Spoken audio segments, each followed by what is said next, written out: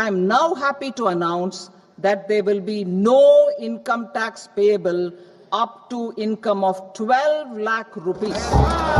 लेकिन एक सेकंड, निर्मला ताई कहती है आपको 12 लाख रुपए तक की इनकम पे कोई इनकम टैक्स नहीं देना होगा, पर न्यू इनकम टैक्स स्लैब जो कि 1 अप्रैल 2025 से एप्लीकेबल है, उसके अनुसार 4 लाख से ऊपर की इनकम टैक्सेबल है। इसका मतलब कुछ समझे दया?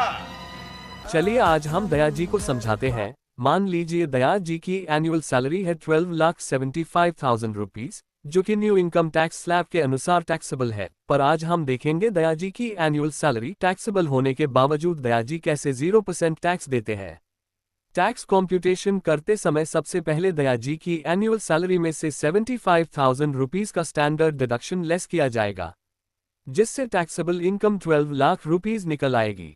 अब हम करेंगे टैक्स पेबल का calculation. New income tax slab के अनुसार दया जी की एनुअल सैलरी के पहले 4 लाख में 0% के रेट से 0 रुपीज का टैक्स लगेगा, उसके बाद के 4 लाख में 5% के रेट से 20,000 रुपीज का टैक्स लगेगा, अंतिम के 4 लाख में 10% के रेट से 40,000 रुपीज का टैक्स लगेगा, जिससे टोटल टैक्स 60,000 रुपीज निकल आएगा।